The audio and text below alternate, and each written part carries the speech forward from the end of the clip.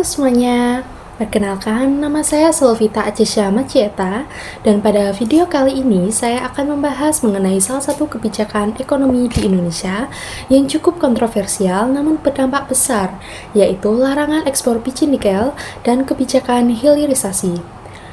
Tapi tidak hanya itu, kita juga akan mengkajinya lebih dalam dari sudut pandang sejarah pemikiran ekonomi, khususnya dari teori merkantilisme. Bayangkan, Indonesia ini memiliki 24% cadangan nikel dunia, sekitar 21 juta ton. Namun, sebelum tahun 2020, kita justru tidak termasuk ke dalam 15 besar eksportir nikel global. Hal ini dikarenakan lebih dari 60% biji nikel kita diekspor secara mentah, utamanya ke Tiongkok, dengan harga jual yang sangat rendah. Tapi pada akhirnya, sejak tahun 2019, pemerintah Indonesia mengubah strategi dengan melarang ekspor biji nikel mentah melalui Peraturan Menteri ESDM nomor 11 tahun 2019. Tujuannya adalah tentu untuk mendorong pengolahan di dalam negeri, membangun industri smelter, dan menciptakan produk bernilai tambah. Lalu, apa sebenarnya alasan dari kebijakan ini? Apakah ada hubungannya dengan teori merkantilisme yang berkembang ratusan tahun lalu? Yuk, mari kita simak bersama-sama. Sebelum kita masuk ke kebijakan Indonesia, mari kita pahami terlebih dahulu apa itu merkantilisme. Jadi, merkantilisme ini adalah aliran pemikiran ekonomi yang dominan pada abad ke-16 hingga ke-18, yang menekankan bahwa kemakmuran suatu negara itu ditentukan oleh jumlah kekayaan atau logam mulia yang dimiliki serta oleh surplus neraca perdagangan. Nah, prinsip-prinsip utama dari merkantilisme ini meliputi yang pertama adalah proteksionisme. Negara itu harus melindungi industri dalam negerinya, salah satunya dengan membatasi impor dan melarang ekspor bahan mentah agar nilai tambah diciptakan di dalam negeri. Yang kedua adalah intervensi negara. Pemerintah harus aktif mengatur perekonomian, mengontrol perdagangan, dan bahkan mendirikan industri nasional. Dan yang ketiga adalah akumulasi kekayaan nasional. Negara didorong untuk terus memperbesar cadangan emas dan perak yang memang pada saat itu dianggap sebagai tolak ukur dari kemakmuran. Nah, sedangkan tokoh penting dari teori merkantilisme ini diantaranya adalah Thomas Mann yang dari Inggris.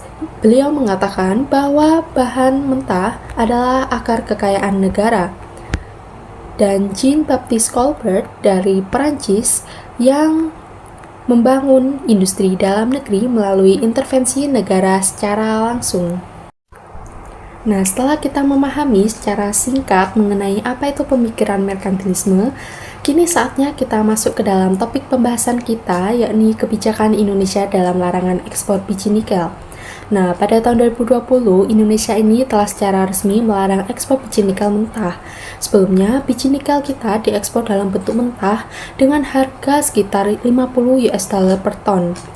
Namun, setelah dilarang, pemerintah mendorong pembangunan smelter untuk mengolah biji nikel menjadi produk olahan seperti nikel matte dengan kadar 78%, yang mana harganya bisa mencapai 22.000 US dollar per ton. Ini berarti nilai jual meningkat hingga 440 kali lipat.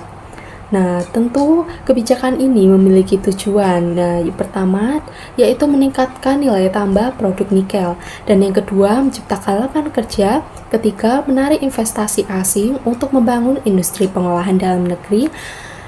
Nah, oleh karena itu, contohnya seperti jumlah smelter di Indonesia telah meningkat yang dari hanya 2 unit pada tahun 2014, kini telah menjadi 25 unit pada tahun 2023, dengan nilai investasi mencapai 15 miliar US dollar. Hal ini juga mendorong Indonesia menjadi pemain utama dalam ekspor nikel sulfat untuk baterai kendaraan listrik, seperti yang digunakan oleh Tesla dan juga LG Chem. Jika kita tinjau dari kacamata merkantilisme, kebijakan ini mencerminkan penerapan modern dari teori tersebut. Mari kita cocokkan satu persatu. Yang pertama, proteksionisme. Sebelum tahun 2020, 60% biji nikel diekspor mentah. Namun setelah larangan, ekspor mentah turun drastis menjadi 5%. Sementara ekspor produk olahan melonjak menjadi 300%. Yang kedua, intervensi negara. Pemerintah Indonesia secara langsung mengatur ekspor dan mendukung pembangunan smelter. Ini seperti yang dilakukan oleh Colbert di Perancis pada masa merkantilisme klasik. Dan yang ketiga, akumulasi kekayaan dan nilai tambah. Dengan mengolah sendiri bahan mentah, Indonesia memperoleh nilai tambah yang signifikan, serta memperkuat struktur industrinya. Bahkan, langkah Indonesia ini mirip dengan strategi yang dilakukan oleh Tiongkok, yang mana mereka membatasi ekspor rare earth dan fokus pada mengolahnya di dalam negeri, sehingga kini Tiongkok menjadi pemimpin industri baterai dan magnet dunia. Yang selanjutnya ada dampak dan implikasi kebijakan. Tentu kebijakan ini memiliki dampak positif. Yang pertama ada pertumbuhan ekonomi. Kontribusi sektor pertambangan terhadap PDB telah naik dari 2,1% menjadi 5,3%. Yang kedua ada lapangan kerja. Kawasan industri seperti Morowali menciptakan lebih dari 35.000 lapangan kerja langsung. Dan yang ketiga adalah diversifikasi ekspor. Kini Indonesia mengekspor nikel olahan untuk baterai EV, bukan hanya biji mentah. Namun tak heran juga jika kebijakan ini memiliki dampak negatif dan juga tantangan. Yang pertama yaitu kehilangan devisa.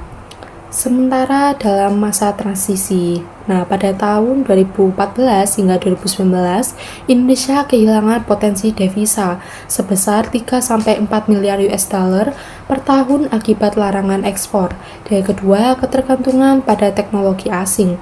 Sekitar 80% smelter masih dikuasai oleh perusahaan Tiongkok, dan teknologi pengolahan HPAL pun masih diimpor dari Jepang. Yang terakhir, tuntutan internasional.